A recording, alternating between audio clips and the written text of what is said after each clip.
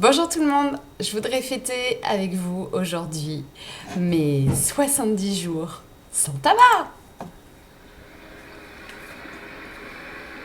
Merci, merci, cher public, merci, je vous aime. Ben voilà, et du coup, pour fêter ça, j'avais envie de faire une petite vidéo sur le sujet. Le jour où j'ai arrêté de fumer pour de vrai. Oui, pour de vrai. Oui, parce que j'ai déjà arrêté en fait par le passé. 2003-2004. En juillet 2009, enceinte de ma première fille, pendant un peu plus d'1 an avec l'allaitement. Et en février 2011, pendant ma grossesse de ma deuxième fille, plus les 8 mois d'allaitement. Et à chaque fois, j'ai repris. Et donc, je voulais partager des petites réflexions sur le sujet, l'arrêt du tabac.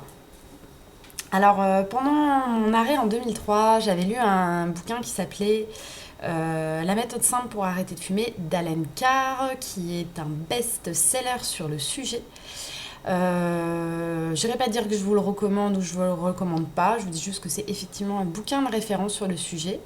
Moi, il y a une idée à l'intérieur du livre qui m'a aidée. En gros, pour vous situer, l'histoire de ce livre, c'est un lavage de cerveau à l'envers. Ça vient démonter toutes les idées qu'on peut avoir par rapport au tabac, genre ça me détend, bah non c'est un excitant, etc. Donc ça vient faire un lavage de cerveau à l'envers et à la fin on écrase sa dernière cigarette, on n'a plus envie. Donc ça c'est dans la théorie, parce que dans la pratique moi j'ai repris mais pour d'autres raisons derrière. Et une idée qui m'a beaucoup aidée là lors de mon dernier arrêt du tabac, une idée qu'il donne dans le livre, c'est de personnifier le tabac comme étant un petit monstre qui vit dans notre ventre et qu'on alimente en tabac. Et vous savez, comme les poissons, qu'à chaque fois qu'on change d'aquarium, plus l'aquarium est gros, plus le poisson devient énorme. Et bien là, pareil. En fait, plus on le donne à manger à ce monstre, plus on lui donne de la nicotine, plus il grossit, prend de l'ampleur, prend de la place dans notre vie. Et du coup, dans le processus d'arrêt, lorsqu'on a des symptômes de manque ou d'envie, on peut aussi identifier ce petit monstre et se dire « Je suis bien en train de t'achever, toi, espèce d'enfoiré, tu souffres, hein !» Concrètement, j'ai été voir un acupuncteur. Qui m'a planté 2 aiguilles par là. Il m'a dit que c'était pas tout à fait la méthode traditionnelle dans la médecine chinoise, c'était un truc un peu particulier. Je suis pas spécialiste de l'acupuncture donc j'en dirai pas plus. Il est sur Toulouse, si quelqu'un veut ses coordonnées, je le donne avec plaisir. En tout cas, ce que cette séance a fait, alors c'est pas miraculeux, mais les 48 premières heures qui sont pour moi les 48 premières heures où je souffre le plus d'arrêter, je n'ai effectivement pas eu de manque physique. J'ai pas été mal dans ma chair du manque du tabac, ce qui était déjà énorme de m'enlever ça. Ensuite, j'étais très au clair sur le fait que c'était arrêter de fumer, c'était une opportunité pour évoluer. Quelle était la place du tabac dans ma vie? Qu'est-ce que ça venait combler? Alors oui et non. En fait, derrière le mot volonté, moi j'y ai mis « je veux ». Je veux que ça sorte de ma vie. J'en ai marre. Et donc c'est pas une question de faiblesse que de reprendre, c'est plutôt une question de est-ce que j'ai vraiment envie, est-ce que je suis vraiment prête à me confronter à mes manques et à qu'est-ce que vient combler le tabac dans ma vie. Du coup, j'ai identifié différents moments, différents rituels, différentes situations où le tabac était présent, que je veux partager avec vous. Et bien entendu, c'est pas exhaustif et ça m'appartient. Et si vous avez envie d'arrêter de fumer et que vous faites le même processus, ce qui est intéressant, c'est que vous puissiez identifier les vôtres. Peut-être que certains regrouperont les miens ou pas. La cigarette était une manière de clôturer une activité, de démarrer une activité. Avant de faire le ménage, une petite clope. Ou après, une petite clope. Ou avant de faire à manger, une petite clope. Ou après, la cigarette vient ponctuer les différents moments de ma journée. Les moments de vide, d'ennui, donc ça, évidemment, ça confronte à ma peur du vide. Et la cigarette, c'est aussi un moyen pour moi de mettre une limite et de dire là, j'ai besoin d'être seule, donc je vais fumer une clope dehors. Engueulade, un classique, l'énervement, de la colère, un un envahissement d'émotions ou une émotion très très forte.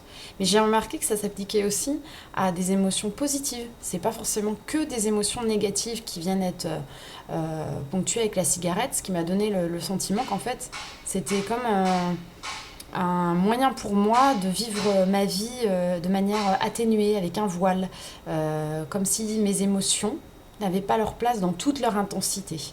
Voilà. Même les émotions de joie, une clope finalement venait poser un peu tout ça. Et voilà.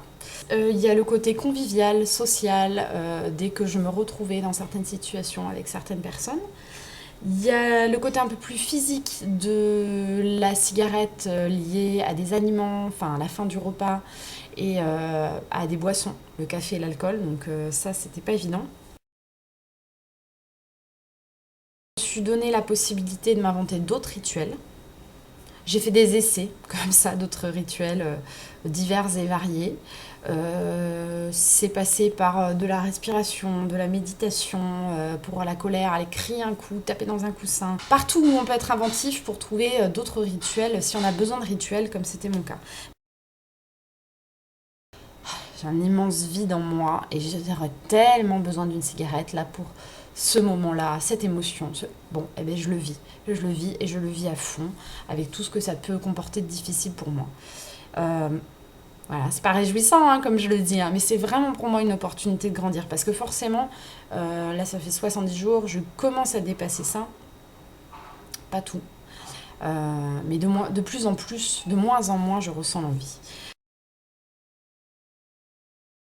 Est-ce que ça passe? Non, ça passe pas l'envie, ça passe pas, ça passe pas. Est-ce que ça passe l'envie? Non. Pour moi, en tout cas, ça passe pas et je pense que je vais devoir vivre toute ma vie avec. J'ai arrêté, comme je vous ai dit, sur plein de périodes longues, 1 an, 2 ans, voilà, enfin des périodes suffisamment longues. Je pense que je serai une fumeuse toute ma vie et que toute ma vie, si je prends une cigarette, je repartirai dedans, d'une manière ou d'une autre. Voilà. Ça peut prendre du temps. C'était comme ça pour les précédentes fois où j'avais arrêté de fumer. Ça prenait du temps à ce que je me remette à fumer. C'était progressif, la réintroduction dans mon quotidien. Mais ça finissait toujours à ce que je fume un paquet par jour, quoi. Ou un demi-paquet, là, sur la fin. Voilà. Donc, et en fait, je pense que toute ma vie, j'aurai à accueillir cette envie de temps en temps qui surviendra. Ah là, je me grillerais bien une clope. Et pourquoi? Pourquoi là, tout de suite, j'en ai envie? Voilà, j'espère que cette vidéo aidera les personnes qui ont envie d'arrêter de fumer. Et en tout cas, vraiment pour moi, ce que je retiens, c'est que c'est une opportunité d'évolution.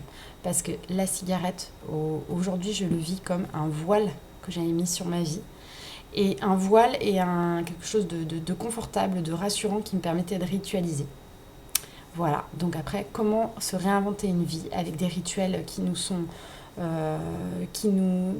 voilà, des rituels qui nous ressemblent plus et qui sont plus sains pour notre corps. Voilà, à bientôt!